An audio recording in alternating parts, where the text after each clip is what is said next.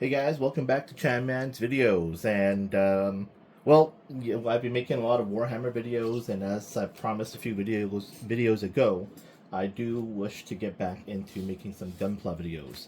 Um, of late, um, my son has some new friends at school this year, and they're all, and not all, but several of them have gotten into building Gunpla themselves, and a couple of them are beginners. And over the last couple months, as they're asking more questions about building gunpla and tools and tips and tricks and stuff, they inspired me to make this short video. So for you two new guys who are watching the video now, this is entirely inspired by your questions, and I thought if I can help you guys, I can also use the same tips to help other new or beginner level gunpla builders get more into the hobby with some a little some nice easy tips and tricks. So for the video, we're going to use the HG Rising Freedom Gundam, and I chose this because there's so much blue on here that it's gonna have a lot of um, pieces which will allow me to show things such as removing nubs, the stress marks and nub marks and removal tips and tricks, kind of put together um, a consolidated video of my tips and tricks videos, hopefully all into one. It might turn out to be a longer video. I will be filming it and cutting it off and then editing multiple clips together to make this one video. So please bear with the editing, as I'm not very good at doing something like that. So to get started, we're going to use the HG kit. I've got my MadWorks cutter. I have a pair of gloves here, and this is what I'll start with here. The reason I wear the gloves, and if you have eczema, some skin sensitivity, dry skin, and whatnot, I do recommend putting some hand cream on, put the gloves on, and then do your gunpla work that way. And the reason for that is I've learned over the years that while I'm sanding and filing the plastic, that dust particle really gets into your cuticles, your fingers and stuff, and tends to dry them out, at least in my case. And so when you got flaking skin and hangnails everywhere, it's uncomfortable. Sometimes it's going to crack your skin, you bleed, you're going to get a hangnail caught and whatnot. So that's just something I recommend as personal experience. This helps benefit just keeping your hands and fingers and everything nice and comfy. In one of my previous videos, I talked about the bare basics of tools. So I got my cutter. It's not a God hand. I do have God hand. I use it, but I don't use it as much. Only because I use it really now for fine tuning or fine cuts. Other than that, I use my Gundam base cutter nipper for, I would say, like 90% of the pieces I do cut. So you definitely recommend it to get a cutter. You need a file. So this is just a basic, I don't know if it's lead or metallic or aluminum file. You can buy these things everywhere. Near my house, there's a Magic Stronghold. This thing is like $4.99. So, actually, let me flip this over. Your cutter, a file for $4.99, just a basic hobby knife. Now, recently, one of the kids did ask me about glass files, and I do have I have two glass files from Razer. They are nice. They do provide a nicer, I guess, ability to file down the nubs, and it's far less coarse than this. This is very, very coarse. This is like, I don't know, man, 100 or 200, just because how coarse this is. It's great for doing the heavy filing, and then if you get closer, tighter in, and you don't want to use the file, you can obviously switch to a glass file. Or if you don't want to file, if it's big enough, just kind of pair it off with the hobby knife. You can slice it off. I'll try to demonstrate all of that on this kit. What else is there? Panel liners. I always use these for all my kits. I know I've made a couple videos about panel lining. I've lots and lots of, most of the comments I get are either about panel lining or the way I pronounced decal versus decal, which I won't rant about. But I get those are probably my two most counted comments that I receive for my YouTube videos. I believe in this. I've in my video specifically talking about panel lining liquid. I feel it's totally safe.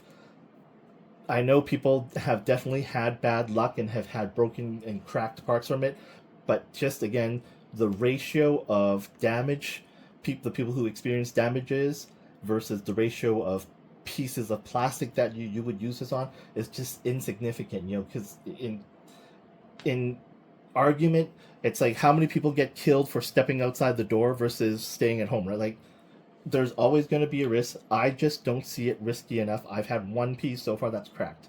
Only the one piece. So I'm going to keep using it.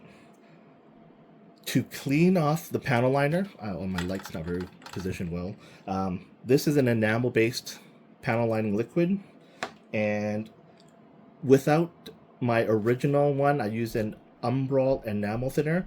I can't find those anymore. I've learned that the X20, not X20A, X20 without the A, this will do the clean the enamel thinner off nicely, and you don't need to drench that. I will demonstrate in a little bit later. These two are musts for me. Another hack that I keep in my toolbox is the Real Touch marker. I've also made a video about Real Touch markers and how to use them as a nice, easy little cheat or hack for gunpla builders who aren't going to prime and paint all their pieces, who just want to assemble a relatively straight build, but have a nicer completed kit than just cutting everything and snapping it together. So these are just little cheats that I like to have because I experiment with a lot of different things. So this is not a must, but a good recommendation. To me, these are the must-have. Like, honestly, the bare basics here. These three are the bare basics, plus these two, plus this. Other tools that I do use that, again, are additional recommendation. Because I was saying earlier how coarse this is, you can buy, like, this is 20 Hong Kong dollars. So what is that? Divide that by like three something Canadian dollars or 2 something American dollars. I'll cut these out. There are different grit counts: 800, 1000, 1500. I bought this from Tamiya for 3000. I've got some of these made in China, just sanding strips.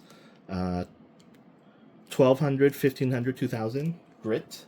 And if you're not aware, the higher the grit count, the more fine it is. So a lower count means it's going to make a lot of scratches, but it has a lot of power to file down and sand down those big nubs.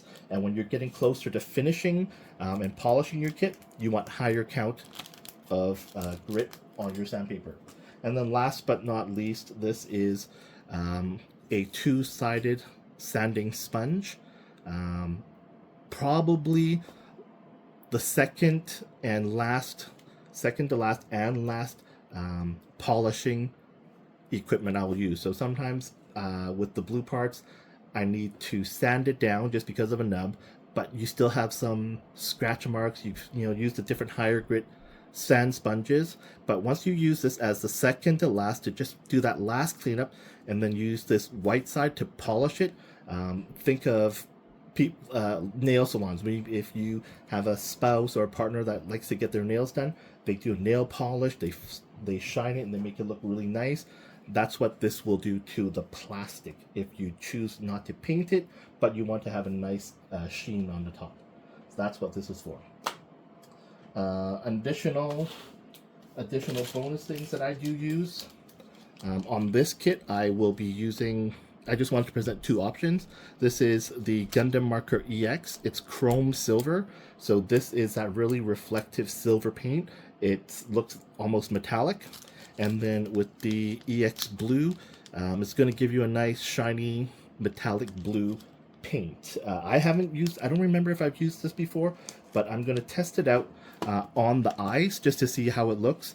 If it doesn't work for me, I will clean it off and I'll use the chrome silver and then a clear blue paint. And then worst case, if you don't want to use these, again, they're optional.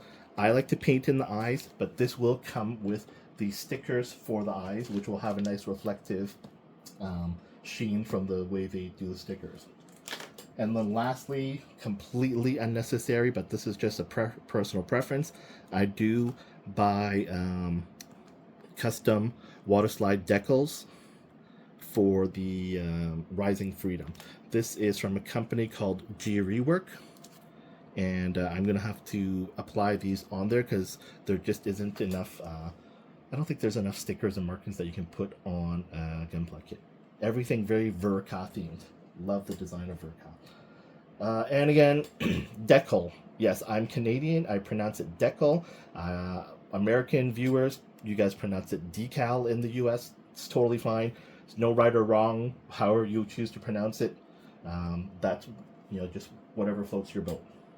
We pronounce the letter Z, you guys pronounce the letter Z. So again, no right or wrong. And that's probably my #1 most commented, most received comment is people either correcting me about my pronunciation or questioning why I pronounce it decal instead of decal. And that's why. Okay. So I've actually already cut off one piece. Pardon the noise of the plastic bag. Here it is. So this is the back piece of the Rising Freedom, and I used it a couple days ago to just demonstrate in person to one of my friends here who is learning to build the Gunpla. And this here, let's see if I can zoom this in a little bit better. There we go. So you can see that's where the cut was made. Same as on this side. But at the same time, if I didn't point it out to you, is it very obvious? Not really. You're not going to look under the arm, you're not going to see that. But that's where there was the nub, where it was sanded down, and then we're going to use the Real Touch marker to hide it. So let's see if I can get that done right now. Oh, totally forgot. When you're using Real Touch marker or panel lining, and when you're using the panel lining cleaner, I use these cotton swabs. These are not Q-tips. I do not recommend Q-tips for the reason that, let's get this. This is the cotton swab I use. That's the Q-tip. There's way too much cotton on a Q-tip, and it's loose, while this is nicely packed and has, as you can see, far less cotton swabbing.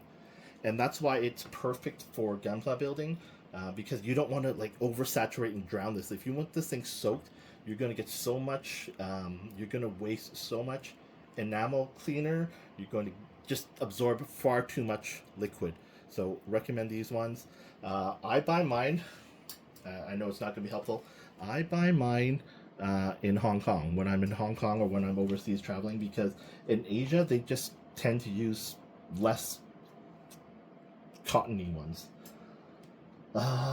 You could try your local Daiso or Oomomo. I know the United States has Daiso stores. Check your dollar stores and see if they have any cheaper ones, because in North America, less equals cheap. So if you can find these ones, ideal. Q-tips just unfortunately are way too much. Instead of enamel thinner, you can try getting a Zippo lighter fluid. I believe that might be cheaper, but I can't really say because I've never bought it. So we're going to just drown that out. Don't know. Sorry, because the camera's off to my side, I don't have anything set up. Apply a lot of that. Gonna get our Q-tip. Should put my glasses on. I realize I'm not wearing my glasses. And just comes right off. I actually looks like at an angle I can file that a little bit more. I don't know if that actually is part of the kit or if that's part of my cut.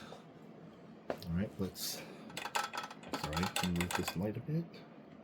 Zoom this in. See how that looks. Looks pretty good.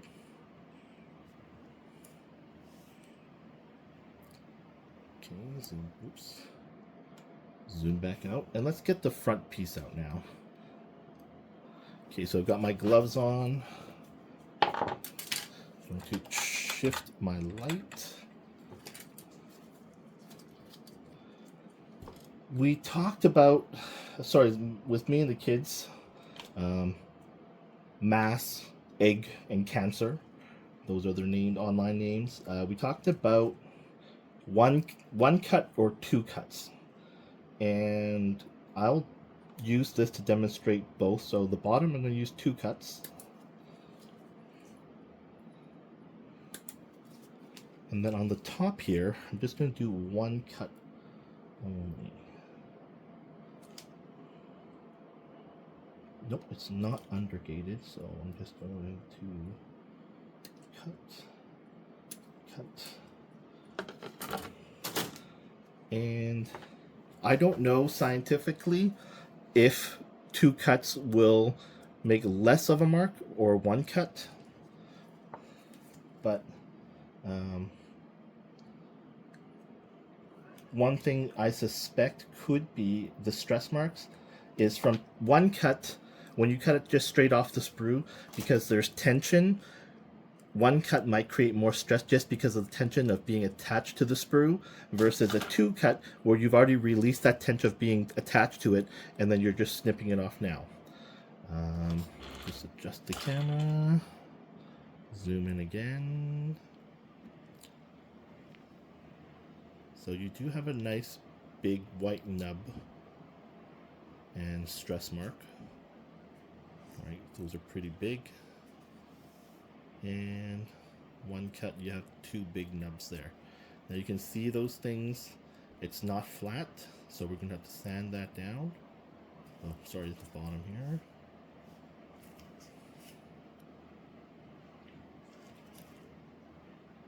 And these actually are quite flat compared to the one cut, so maybe two cut is better. You decide. I'm lazy. I just did the one cut. I prefer personally one cut. And I like this file along sort of the direction of front to back. That's just my preference. Overall, not too many. You don't need to like really file hard, and just a few light strokes will take it off.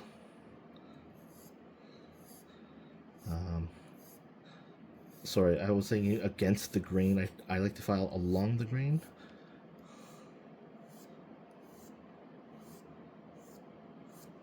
Now the top one, the one cut, I definitely do have more of a stress mark. Even though as you've seen, I've filed quite a few more strokes than at the side here. And the stress marks on the bottom are less in the sense that I don't have to file as deep or as many strokes to clean it up. And as I was talking earlier, there's so much plastic powder and dust on here, and that's why I was saying it does and can dry your skin up if you have already dry and sensitive skin. So zoom back in again. Now you can see all those scratch marks. That's from the file because it is a very low grit, high abrasion. So I am scratching a lot of plastic. And that's why I was saying you can use the sandpaper to clean that up. There's also a lot of excess plastic here on the side. So we use the hobby knife, just scrape it along the edge and clean that excess shaving or filing off.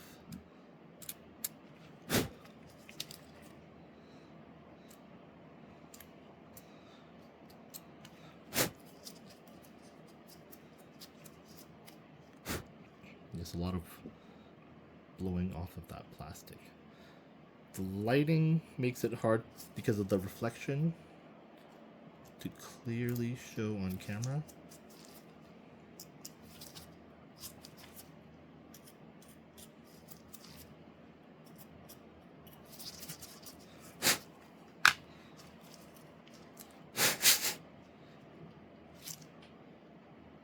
There we go.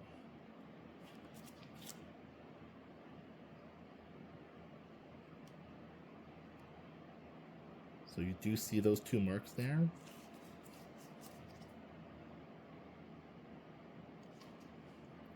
And then, I didn't file very hard, so I'm going to see how the results look like just using this sponge.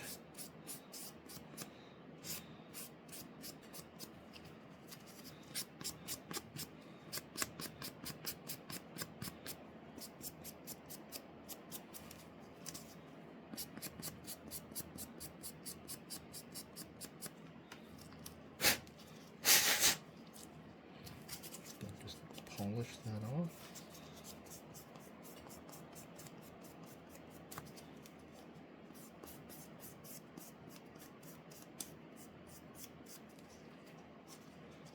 Again, I just do it this way because I'm lazy while I do have all those sanding sponges.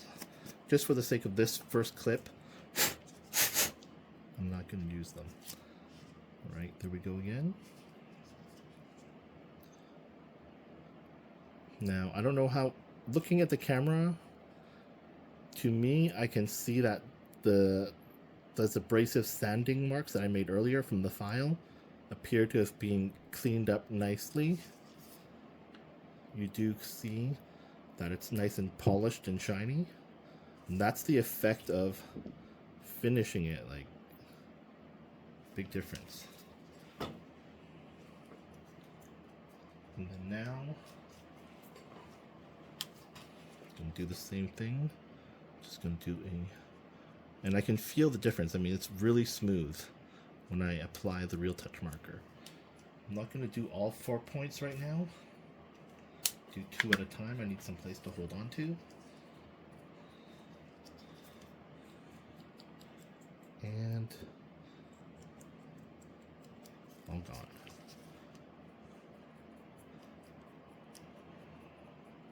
Right before we clearly see the nub marks and the stress mark, gone. Do the same at the top. Right, these are very clear. Right, you can very distinguished white marks there.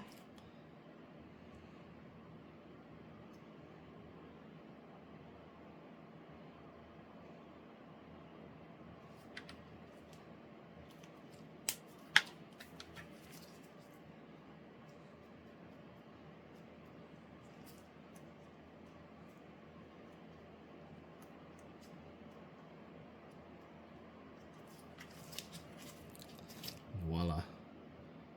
Nicely hidden away. Oh, actually I didn't do a very good job on that one. You can still see that.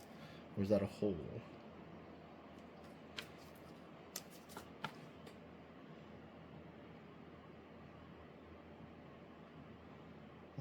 Yeah.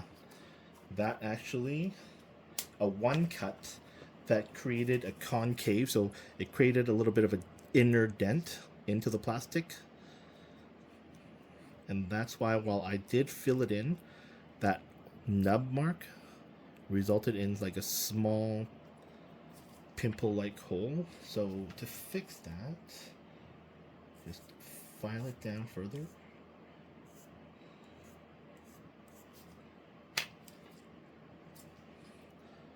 See the big scratch marks I've made? repeat the cleanup process with my hobby knife just to clean up those shavings.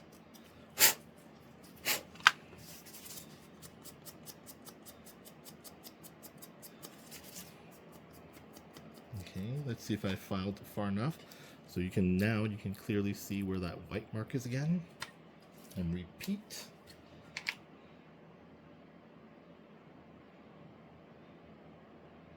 I had the same problem here actually. The one cut while cutting it pulled plastic out, and so it did create a bit of a tiny micro crater.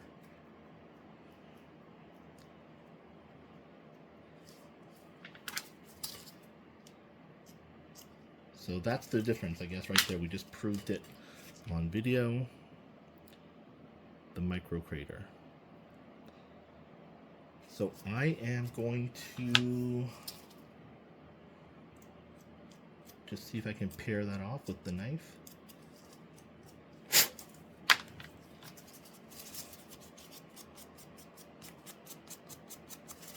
And clean it off.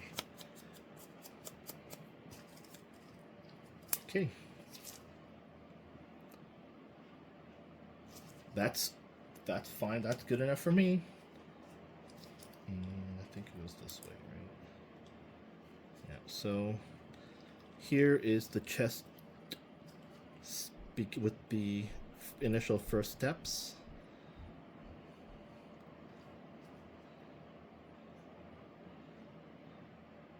Yeah, the light's just catching on there. Alright, so that's the first part of this video. I'm going to end here. I'm going to be recording clips of the work in progress as I move along. And if you have any questions, please just drop them in the comments. But for now, for today... Oh, you know what? No, how much time I have left? Let's do another... No, I'm just going to move on. I have to clean stuff up. I'm going to edit the clip here and move on to part 2 later on. Okay, actually, I know I was just saying I'm going to end part 2 there and move on. I'm actually going to post this video first because I know the guys were looking to use the clip with their builds to see if they can kind of learn anything new. So instead of making one giant video, I'll post multiple work in progress videos as I build this Rising Freedom Gundam. Alright, yeah, sorry. Thanks for watching the video. If you find this content of building Gunpla from beginning to end helpful, if you enjoyed part 1 of this video of my series of building Rising Freedom, please help me out by giving me a like, a subscribe, and comment on the video if you have any questions. Thanks again for watching, guys. See you in the next video.